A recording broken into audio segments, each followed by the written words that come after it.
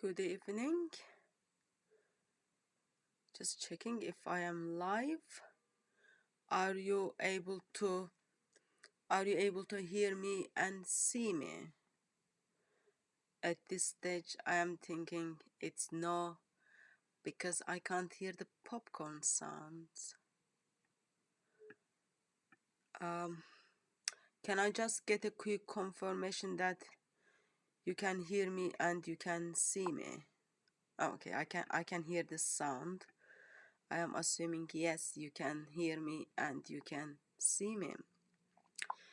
Good evening, everyone. Everyone is okay? How is volume now?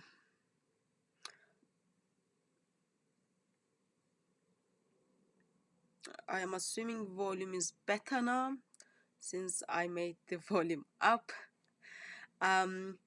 Tonight we are going to travel to Canada and join Dan Gibson. Apparently in Canada currently it's -7 degrees according to my phone, and it is around 3 o'clock in the afternoon, so we are going back that everyone can have little bit longer day. And we will be discussing with Dan Gibson regarding kind of follow-up conversation from last time, where we talked about what was the direction of the prayer in the mosques, in early century of Islam. We noticed currently archaeological evidence shows that direction of the prayer was towards Petra when we look at the earliest archaeological evidence, when we look at the earliest manuscripts. Sorry, not manuscripts, earliest mosques. But before I just call Dan Gibson, if any of you are based in England, first of all, congratulations that you've got running government. But sadly, I am guessing some of you were able to follow up on the news that as it's time of Christmas, where as a Christians we are celebrating God who created everything, stepped into the world, took up human nature and lived among us.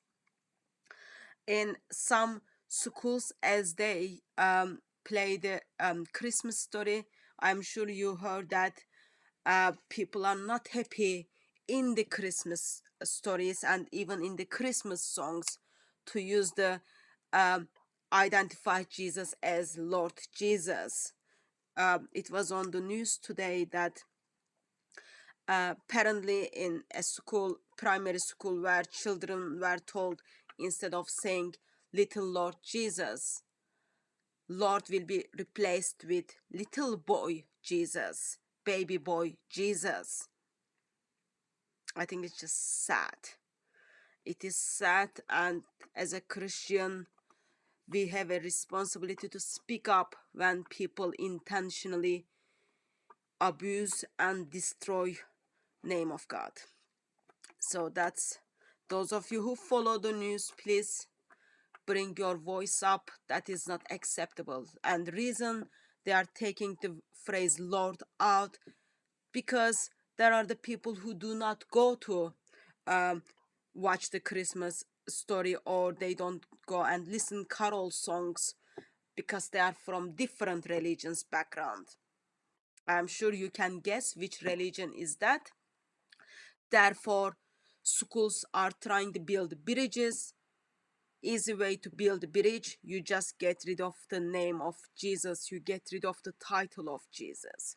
It is not acceptable in any form or any shape. There was clip was circulating around, Russian TV is talking about, and BBC Radio 4 was talking about.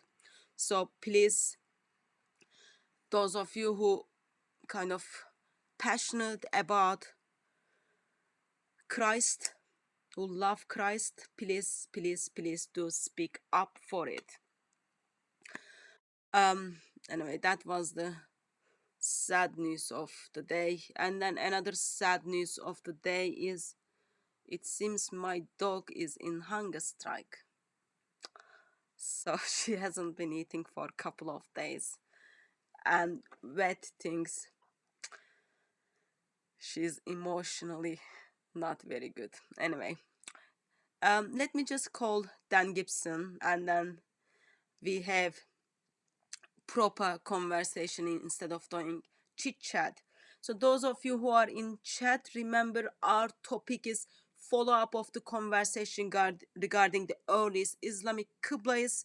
Today we will be focusing while the direction of the Qibla prayer was to Petra, what happened? How did Muslims end up in Mecca? So let me just give call to Dan Gibson.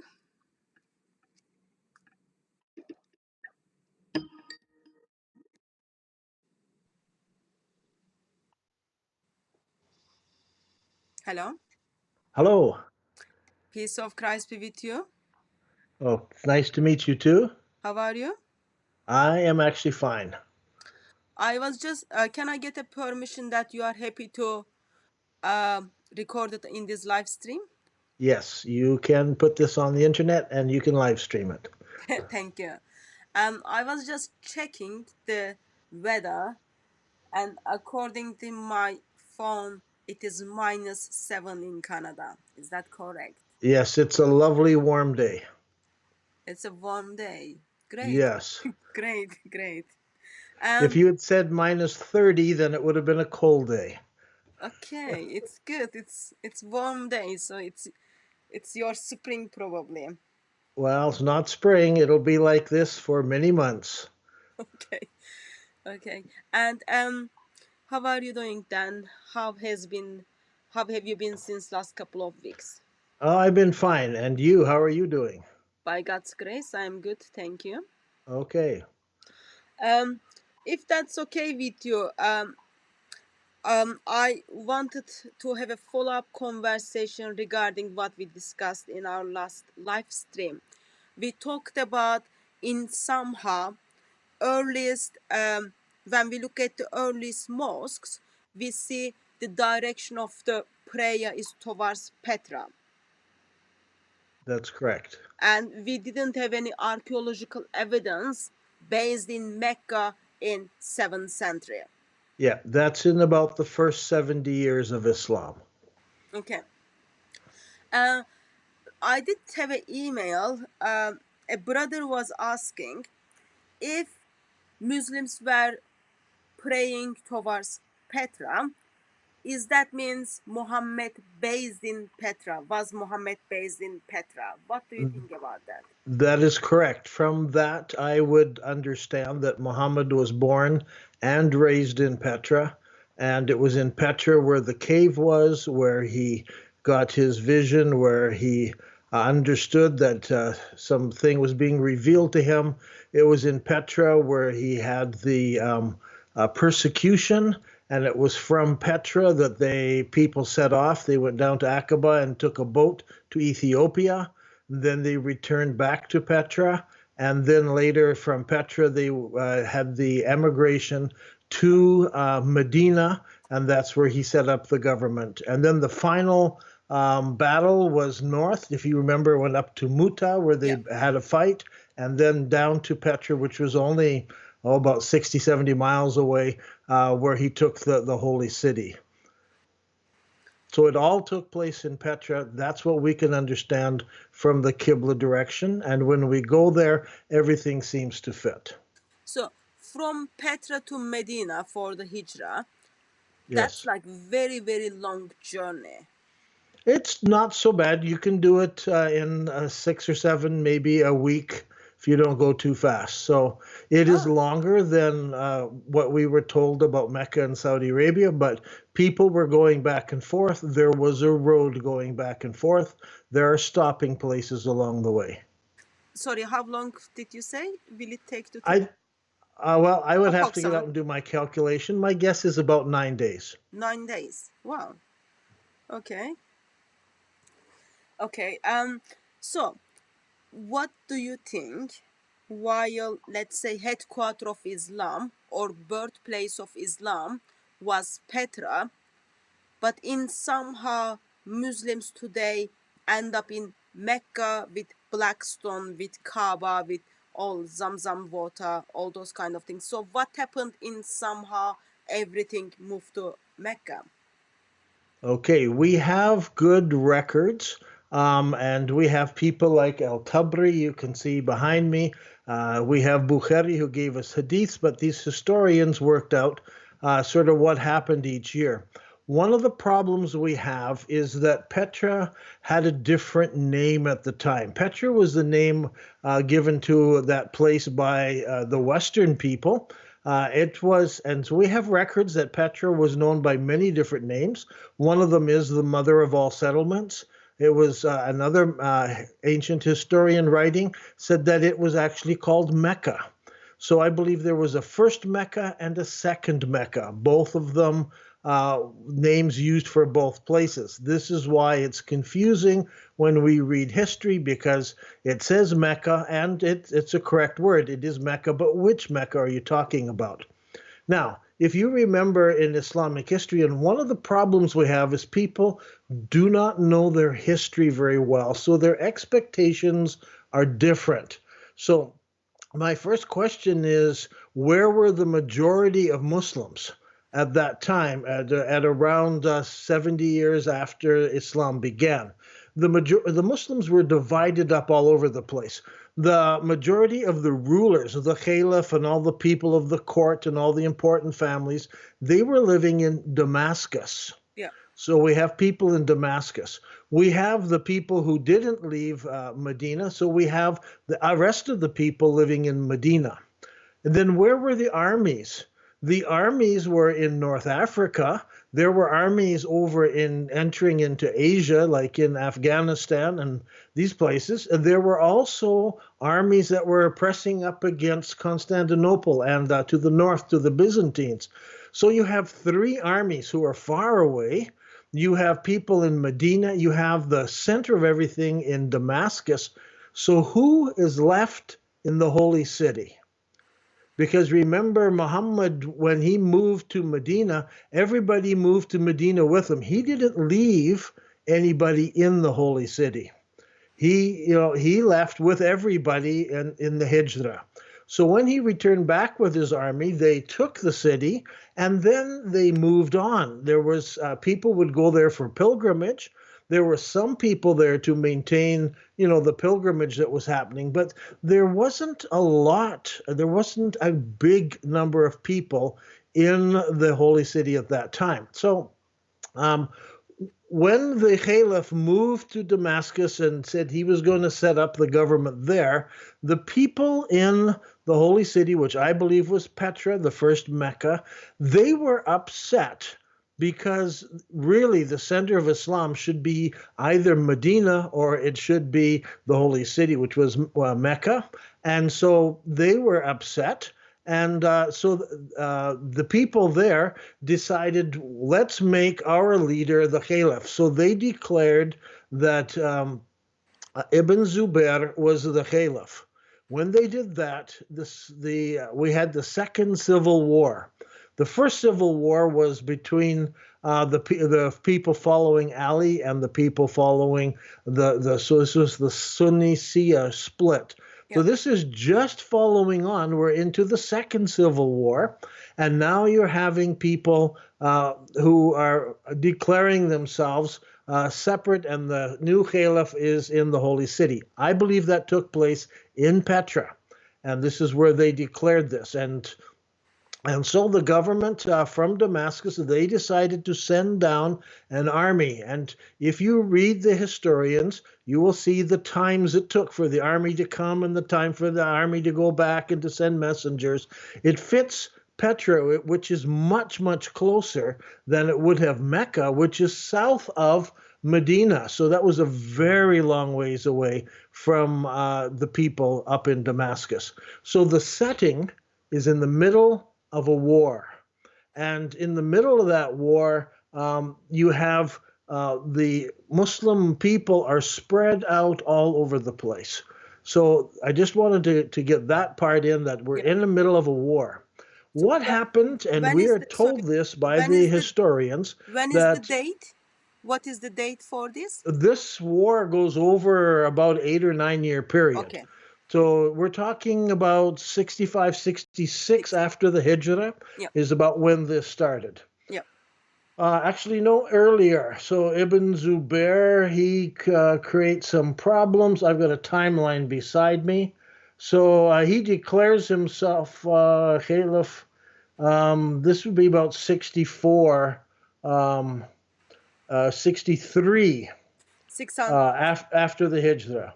Okay, that means 680s. Yes, Yeah. 683. Yeah. And so Ibn Zubair then takes the black rock out of the Kaaba and puts it in a wooden stand. So it has been separated from the Kaaba building. And this is important because now we have this separation. Where is the black rock or the black stone, and then where is the Kaaba building? If I take you to Petra today, I can show you the original Kaaba building. It's there. It fits the dimensions exactly. Well, it's the foundation of it. Fits exactly the dimension that Al-Azraqi gives us for the Kaaba during Muhammad's lifetime. And so here the black stone has been separated. This is during the Civil War. And then a decision is made, which I believe, now it's not written clearly because I don't think the historians were allowed to write much of this. The Abbasids wanted this whole story hushed up. I think there was a lot of shame attached to it that Islam had been kind of falling apart at this point. And so we're told that Ibn Zubair got a lot of horses and camels and baggage and things, and then we find the black stone is missing. During this time, people start, when they swear, they never swear by the black stone. They always swear by the corner because the black stone is no longer in the corner, so they swear by the Lord of the corner. Very interesting term that's used around this time. So I believe the black stone was moved first down into Saudi Arabia to a place where it could be kept safe.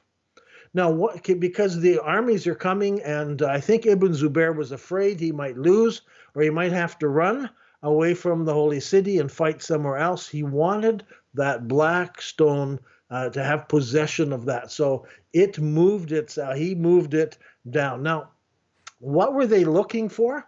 I don't think he had a plan to create a new Kaaba and a new Masjid al-Haram and all of this. I think he was just taking the black stone and moving it away.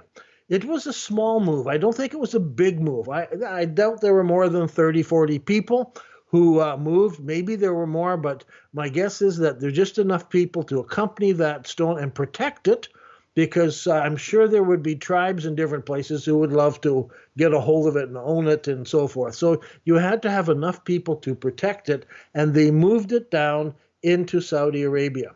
Now, they wanted a desolate place. You didn't want to move it to a city, because if you were in a city, the people in that city would claim it as their own. So they were looking for a place in Saudi Arabia that had no population around. There would be no fighting over who owns the land, and they chose a valley in which there was a well, but otherwise it was just a well beside a trail that joined the two. There was a northern and a southern caravan trail, and this little road went in between it, and in there was a valley, and that's where they took the rock and they settled down beside that well, waiting for the war to end.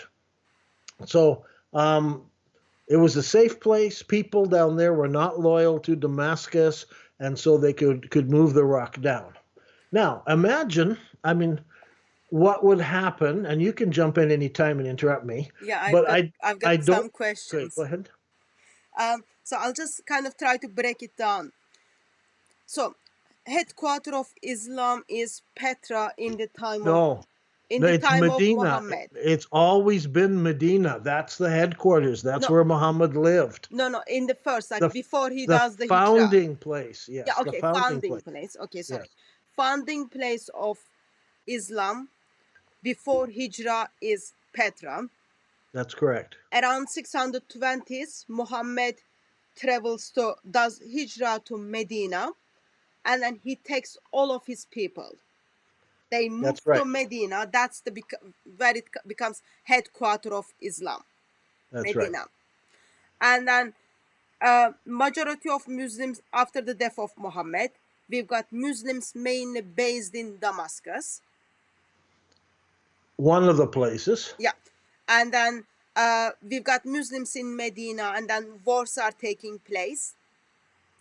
In one point, while there is a Kaaba and Blackstone in Petra, Blackstone is being separated and then Yep. moved to Mecca. Or a safe place, which I believe was Mecca. Yeah. Okay.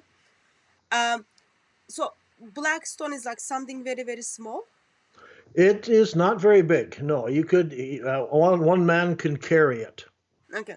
So I guess you go with the traditional account that Blackstone came from heaven as a white and then turned to black because of the sins of Adam. I have no idea. Okay. All I know is it's described as a okay. black stone. Okay. So Blackstone moves to somewhere different from the Kaaba, separated, and then moved to the somewhere else. And then in that stage, because they don't have the black stone, they are now there is a corner of the Kaaba where people identifies as Lord of the Corner. Right, not Lord of the Stone. Stone before. Yeah. Okay. Okay, I just wanted to make sure I've got that correct. Okay. Okay. So now you have the black stone is down in Saudi Arabia, being kept far away from the people in Damascus. Next, the history introduces us to an important person. I think after Muhammad, he is probably the most important person in Islam because he has the most impact on Islam. His name is Hajjaj.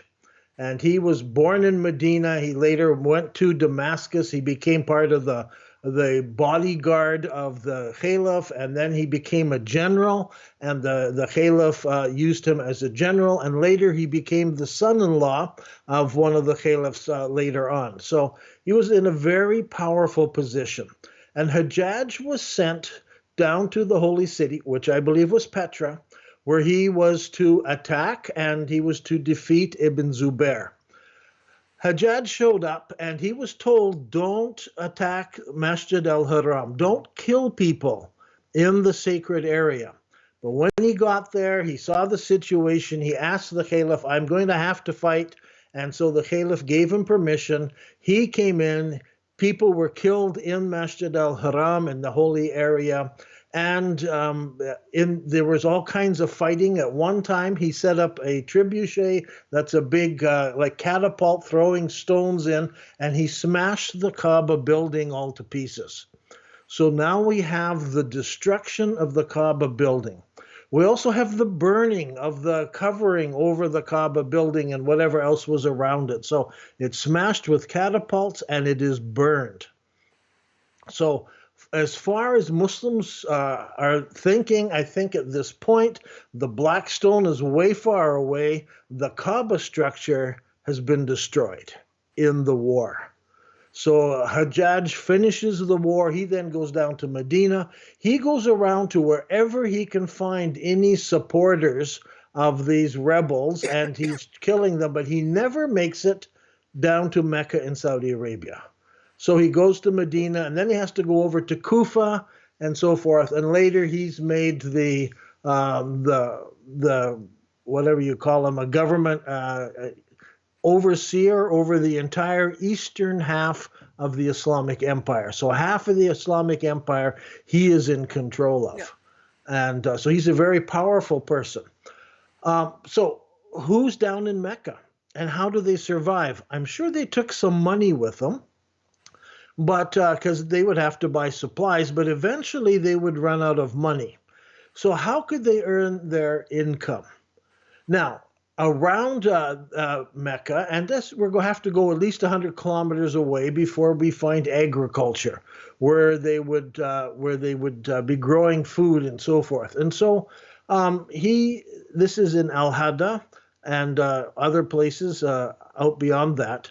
And so I'm sure people from Al Hada, people from other villages around, heard that the black stone was there. So how many people would start to come to see it? And if they were polyists, they would come maybe to worship it. If they were Muslims, they would come to touch it and to kiss it. And very soon, people would want to walk around it. And so what would they do? They would need some sort of Kaaba structure. So the black stone must have been put in some sort of structure where people could come and see it and where they could pray circulating around it. And so we have the beginning of people worshiping or coming and adoring or coming to see the black stone. Now, not everyone was a Muslim there at this time. So it was this thing was there. And so the people there, they had a well, but they needed to provide food for people who were coming, places for them to sleep.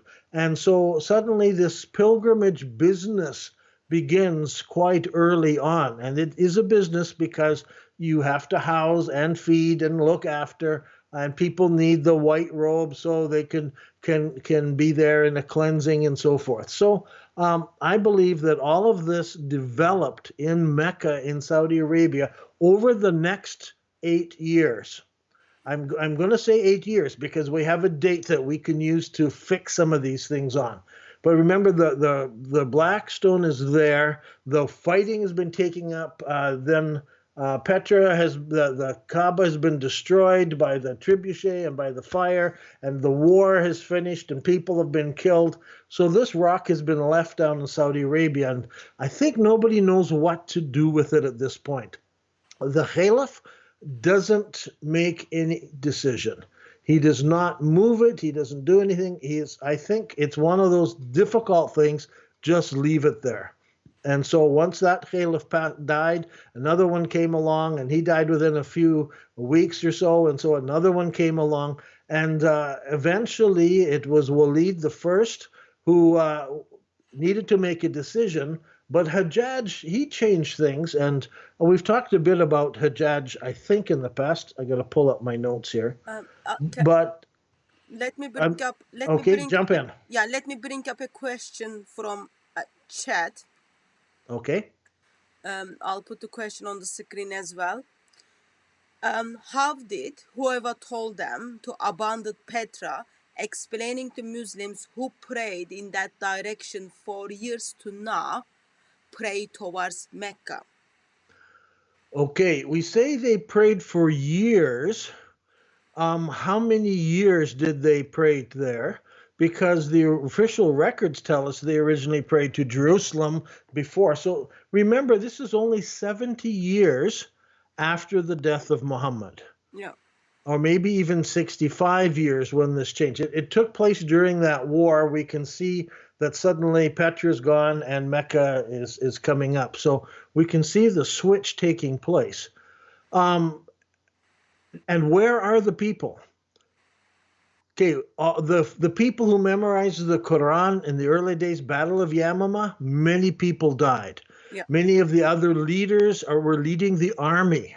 Many of the others, they are in Damascus. Okay, and now they have a problem. Where do you pray towards? This is a crisis in Islam. And because, and Ibn Hajjaj, he expresses this crisis. Will he pray towards Petra that doesn't have the rock and the Kaaba building is smashed? Will he pray towards Mecca where the rebels have got the black rock? Yeah. He doesn't want to pray in any of those directions. So he builds a mosque because when they make him the ruler of a half of the Islamic Empire in the East, he's the Eastern ruler, he builds a mosque, and it's his mosque, the Hajjaj Mosque. What does he call his mosque, and where does he face it? It's very interesting. He chooses a Qibla in the middle of Saudi Arabia. halfway between Petra and Mecca, and he calls his mosque the Wasat Mosque. Wasat means the between position. And for the next 66 years, over 20 mosques are built by Hajjaj that all face the Wasat position. So now you have a lot of Muslims praying to the Wasat position. You have some Muslims praying to the Mecca position, and you have some Muslims praying to the original Petra position. We know this because there is a castle built near Amman, Jordan, and it is built facing Petra, even though these other things are all going on. So we can look at the construction of mosques and see now that they are choosing different places all at the same time. And then to make it even more difficult, you remember the Umayyads? The Umayyads had escaped to Spain, and there they start building mosques about this time, and they choose a totally different Qibla, and they point it off down to South Africa. And that's another whole discussion of what's happening in Spain. But we can see the development of Mecca.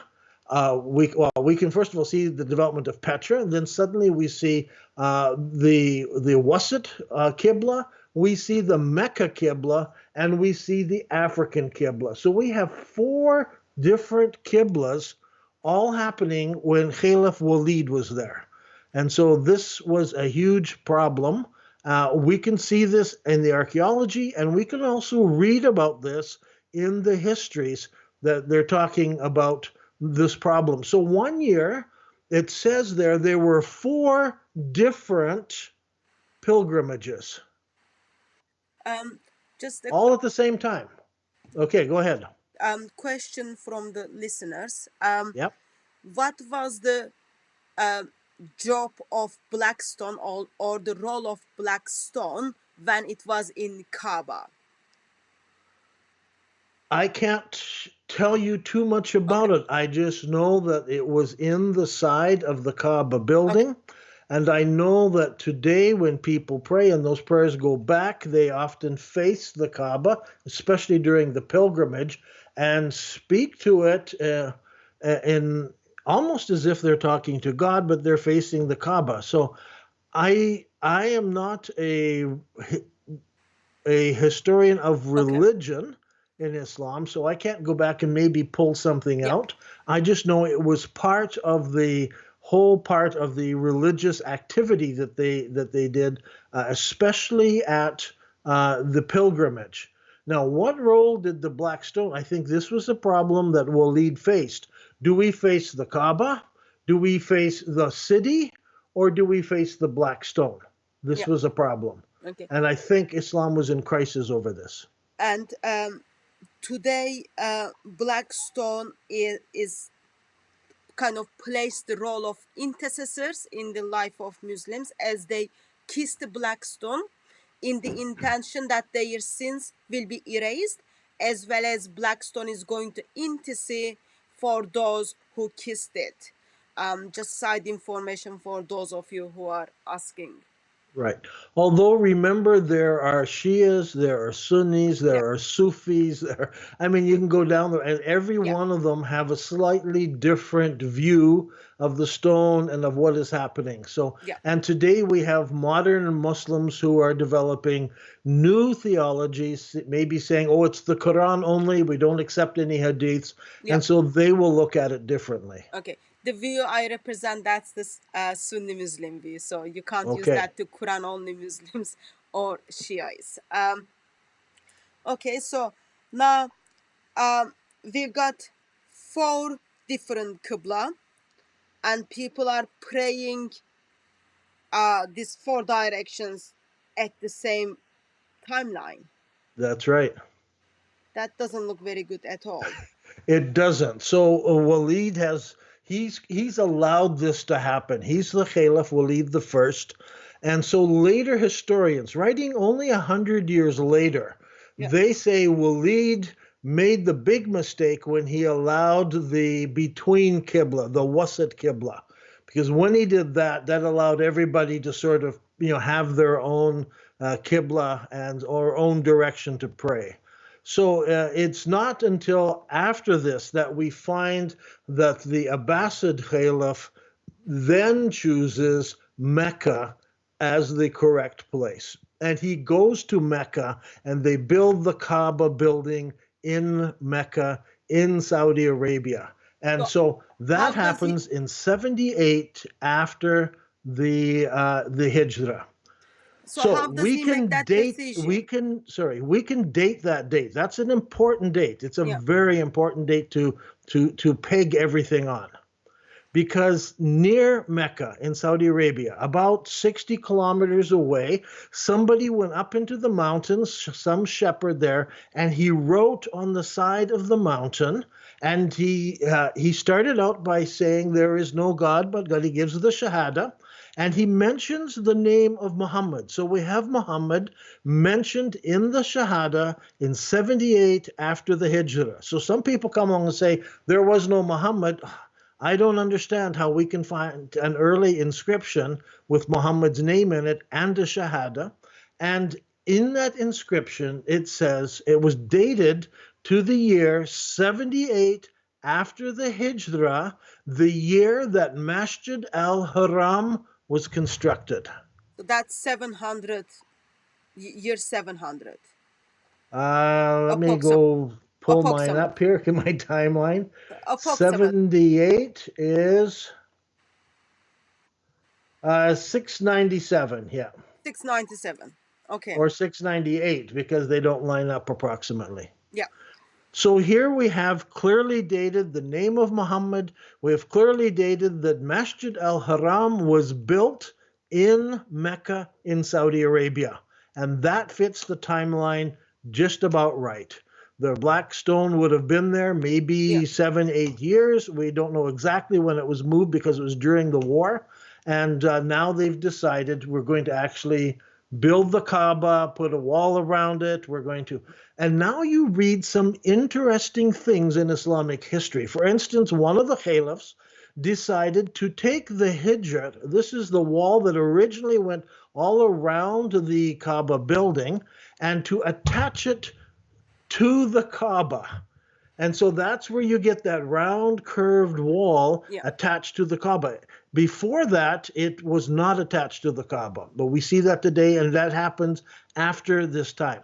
We also have that the Kaaba originally, as Raki tells us, it was in the corner of the courtyard, so that people was open on two sides and then had to go down a narrow spot and a narrow way and then come around again.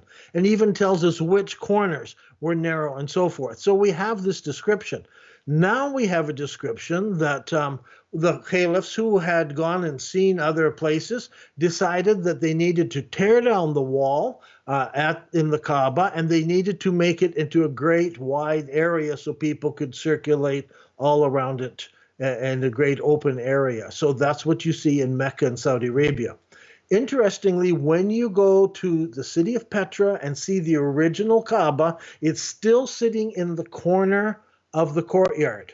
And the Hatim wall is not attached to it. The Hatim wall is a wall around the courtyard, and it has a bend going around where the grave of Ishmael was. That grave is no longer there. All we can see is the wall has got this curve around as it goes around. So we can see it in Petra. We can see it in Mecca. We have a date on an inscription that tells us this is when they built the one in Mecca in Saudi Arabia. Okay.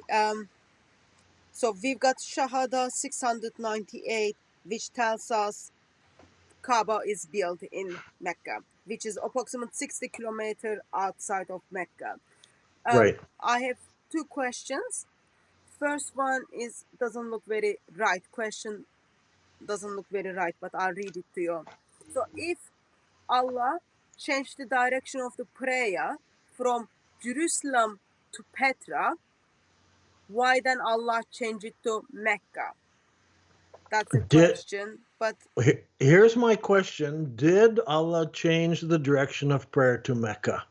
Or did it get changed when one of the rebels took the rock and ran away with it? Okay. And so who has the right to change the direction of prayer? And so my question is, if Muhammad was commanded by Allah, that's something you will have to personally decide. But if he was and changed the direction to Masjid al-Haram in Petra, then who has the right to move it to Mecca? And if that is true, then are Muslims facing the wrong direction? Yeah. If that's true. Now, I can't answer that because I'm not a Muslim and I'm not a theologian, but I have looked to see, did any theologian make that change? And who has the right? The Umrah, the Caliph, a Shia, a Sunni, or, who can change the direction of prayer? Yeah. I don't know. So I can't answer that beyond that. Okay. Let me make a comment on that for the person who is asking the question. According to Surah 2, we read it from verse 142 to 145. Allah does change the direction of the prayer from somewhere to somewhere. Allah doesn't say it's towards Mecca, Kaaba in Mecca. Allah doesn't say that. But Allah reasons that is because Allah wants to please Muhammad. But then you said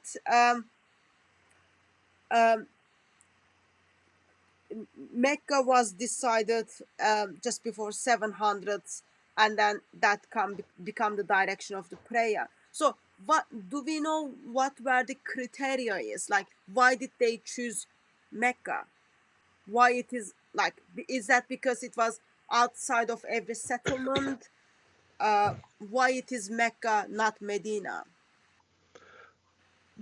Well, okay, this goes back to the civil war where Ibn Zubair is fighting against Yeah. all the other Muslims.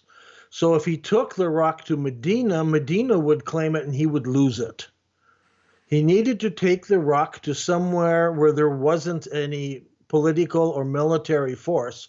So he could, I think he was hiding it away in the mountains. And so he could fight this war. So he's fighting against the Caliph.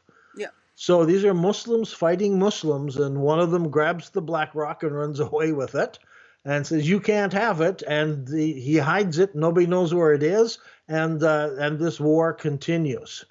Okay. So that's the scenario that I see, and that's how I read it in history. Okay. So just so that I understand correctly, we do not have any mosque. Their Qibla direction within the before 700 is towards Mecca. There is That no mosque. that's right. There's not a single mosque. The earliest mosque we have found is quite a bit after this, and I don't have my Yeah, computer up to find the date. I don't know if you have that in front of you. yeah, I do have. So all the informations we are talking about, guys, you can read them from the early Islamic Qiblas. Book is in my hand, very well written. It's like, it looks very posh in my bookshelf. So Thank early, you. seriously, it makes like my bookshelves looks like much nicer. I'll just give you the dates. There is already big graph in here. So mosques are pointing Mecca is 727. That's the mosque in Pakistan. Right. That's the first one we found. There may have been some before this, but we can't find them, or they have been knocked down and rebuilt. Yeah. So this one we can clearly date points to Mecca. And those of you, when you get the book, it to make you easy, it's in the, there is like lovely charts. All pages are very beautiful, but like summary of the degrees and the direction of the prayer, you can get them in page 128, 129, and 130.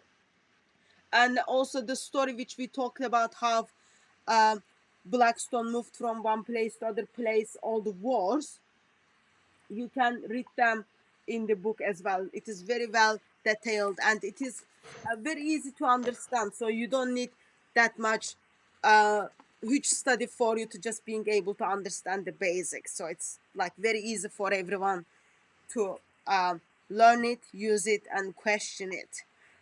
So go and get it. Okay, can I add just a couple more things because I know we're Yes, going to run out of time. it's fine. In 89 after the Hijrah, this is 708, the people in Medina, they decide to change the construction of the main mosque in Medina. And so they change the Qibla wall. This is written in the histories. It is written there. And so when they change the Qibla wall, because they have to change the direction of where they're praying, they introduce something new. They introduce the mihrab.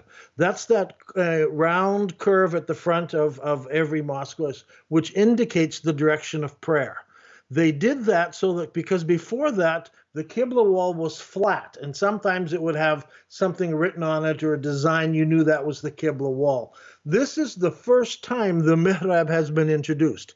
It happened in Medina. The order went out. You can read the story that's there. And so this was applied then to new mosques from then on, had the mihrab, and some old mosques, they tried to add something at the front, and some of them have, in the corner, they'll have a Petra mihrab, or in the front, they'll have a Petra mihrab, and in the corner, they'll have a Mecca mihrab, depending on when the mosque was built. So there are a number of mosques with two mihrabs in it, one to point to Petra and one to point to Mecca, so people could choose which direction, and maybe they had different prayer times. I don't know, but we find that in different mosques. Another thing I wanted to add, that same year in 89 after the Hijrah, Al-Tabari reports that the well of Zamzam is lost. No Um, one knows where Zamzam is. so is Zamzam is not the water which Muslims actually bring it back when they go to Hajj, so they bring it back with them. So This how is the can water from the well of Zamzam? Zamzam. Yeah, so I how come believe they the lost it? original Zamzam was in Petra, Yeah. where Muhammad lived, where the Kaaba was, and everything was there. Over time, because they had moved and there were different Qiblas, and there was an earthquake back in Petra. There were other things. There was a massive earthquake in 94 after the Hijrah. I think that decided it for everybody. When they had this massive earthquake in 94, I think people just decided, okay, God has not, is not honoring Petra. This earthquake has come and knocked all kinds of things down. So that made it easy for many people to switch over to Mecca. I think they simply renamed the well in Mecca as Zamzam. Now, I know our time is short. I want to ask a question. How often do Muslims go on pilgrimage?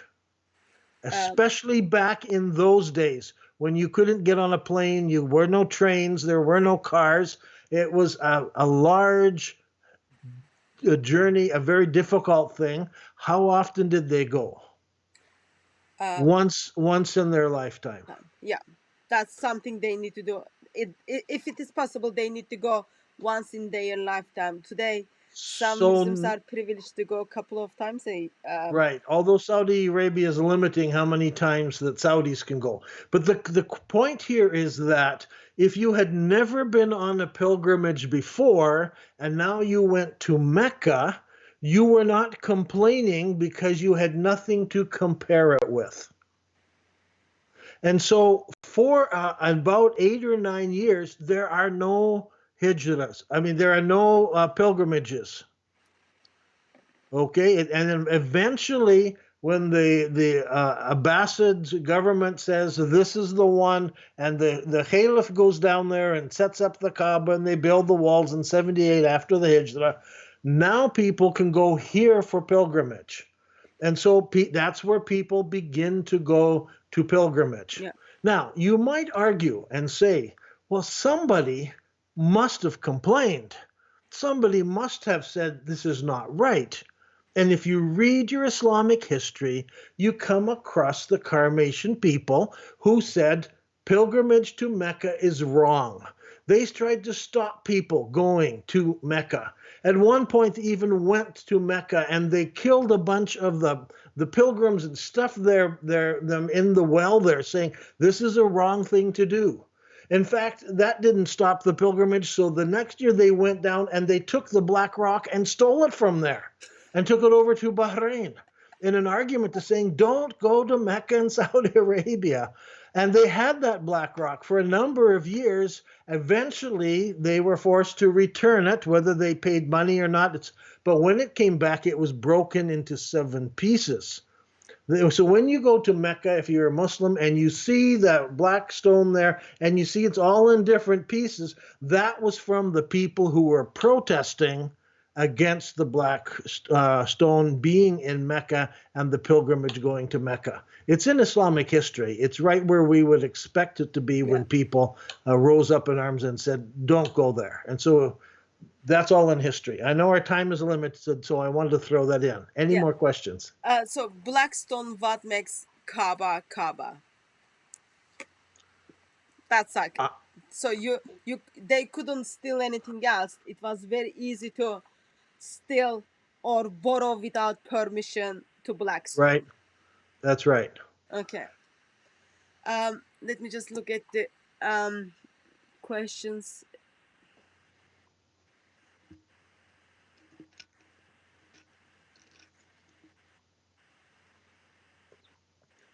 So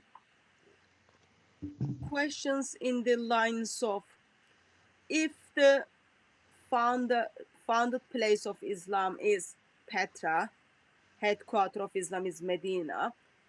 So Muhammad receives his revelation in Hira, cave of Hira, and then he goes to mountains to throw himself stuff. Do we have caves in Petra where you can say, oh, this might be the place where Muhammad received his revelation? Yes, if you have seen the film. If you have not seen the film, then try to see it. It's on the internet. It's called The Sacred City. And you can look up my name, Dan Gibson, Sacred City, and you should find it. It's there in about 12 languages right now. Wow. And there's new languages will come out in a few months as well. So in the film, we take you to where I think Muhammad's revelation was. We take you to the cave. You can go in and see it. It's a very holy spot. They had carved all kinds of carvings on the walls back then, including a crescent. And if you notice when you read Muhammad's story, it says when he comes out, he sees this angel, and so he begins to climb the mountain. So the cave isn't high up on the mountain. If you go to Mecca in Saudi Arabia, the cave is way up near the top of the mountain. How could he climb himself? And then if you jumped off of that, you just roll down the side of the hill because it's a sloping hill. If you go to Petra, you will see that the cave is right at the edge. It's a cliff, and you have to climb right up the cliff. And so here's Muhammad trying to climb up there, and this angel, and he's having this problem. This story is all in Islamic history. Yeah. And then finally people come and they find him and call him and take him back home. So the cave is there right where I would expect it, looking like the cave as I would expect. It even has a stone bed inside so people could stay there and sleep there. Okay. And also we talked about sorry, I forgot my point.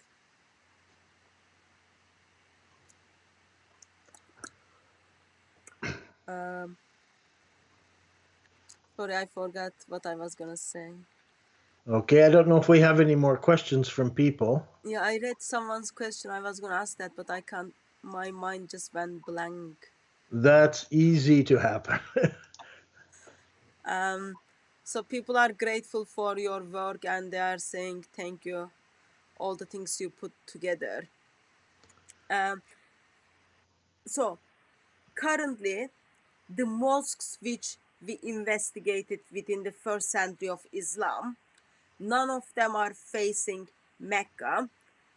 But there might be mosques which we might find in coming years or even tomorrow. Direction of the prayer, it is built in first century, but direction of the prayer might be Mecca. So we don't have, at this stage, we do not have any archaeological evidence which confirms direction of the prayer for the first century of Islam was Mecca. Okay, let me speak to that. I Yeah. agree that the absence of evidence is not evidence. Yeah.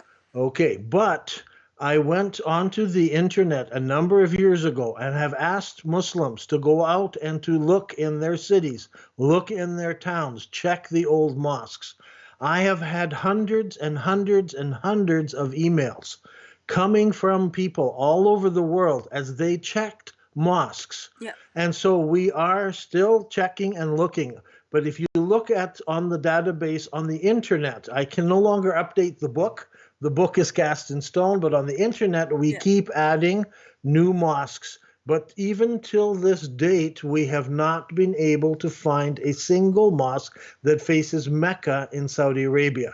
In the So first century of. we have found the mosque where when the Muslims landed in Ethiopia, they built a small mosque there before they went inland, and you can go and find that mosque. It faces Petra, does not face Mecca. Yeah. So there are lots of mosques from that time period that should face Mecca, but they don't. And so that's the big thing for me is not only is there an absence of mosques facing Mecca, there are lots of mosques that should face Mecca, but they face Petra in Jordan. That's the problem we have to answer. What do we do with all these mosques that are facing in the wrong direction? Yeah. And then also you express that there was a time where Muslims were using 4 different qibla, 4 different prayer direction at the same time. And we can clearly find that. There's over Yeah. 20 that point in the between position. There's over 20 that point to Petra. There's over 20 that point to the African Qibla in North Africa and in Spain. Yeah. So there are lots of mosques. We're not short mosques. There's over, I think, Lots of. anyway, over 100 mosques in the database we can look at. Yeah. Okay. There is a question on Quran. We can look at that on another session on the Quranic manuscripts. And I am not an expert on the Quranic manuscripts. Okay, I think we've got enough information for people to learn it and use it at this stage. And if you are hunting for the manuscripts of the Quran, we are happy to do another session. I've got lots of materials. We can go through them. I think I've got like lots of notes. So I find session was very, very helpful. Thank you very much. And there were questions. I think I did my best. I did my best to bring them to you. And also there were some people were repeating the same questions which we answered. So those of you, can I just encourage you gently, please watch the video again. You will be hearing the answer to your questions as Dan spoke. And I'm trying to answer many of them on my own YouTube channel. Oh, you can bless. go there, and we have lots of questions and answers there. Yes, as we said last time as well, Dan Gibson has YouTube channel called Dan Gibson, and then you can see the video of the secret city as the direction of the Qibla is. There are lots of videos, as well as there are lots of rebuttals. So please look at them, please learn them, and please make use of it. And also please, if you haven't subscribed to the channel, please do subscribe, so when he uploads any new video that you can like without not missing, you can just get the information and study it. Because end of the day, we are not just looking at those things so that we can gain more info in our brains, but those informations will help us as a Christian, for me, in my engagement with Muslims, because we want them to know the truth. We want them to come to Lord Jesus Christ. And if you are Muslim, then you need to look at the evidence, and then you need to say, what does it say to you about what your imams or what your Muslim scholars has been telling you for centuries. So it is good resources for Christians as well as good resources for Muslims. Have you got anything else to add then, or? I think that's enough. I think everybody's heads will be spinning with so much information. So I think people need to watch it again. And thank you so much for taking time from your research and your studies and giving your time to us. So you go and enjoy your 7 degree -7 hot day. Okay, and will do. and then we kind of go through the video again. So thank you very much for joining us, and also thank you very much those of you who joined us in chat and in YouTube. Huge thank you to admin for all keeping the conversations going. God bless you all. We see you at Speaker's Corner or another live stream. Okay. Bye Bye-bye. bye.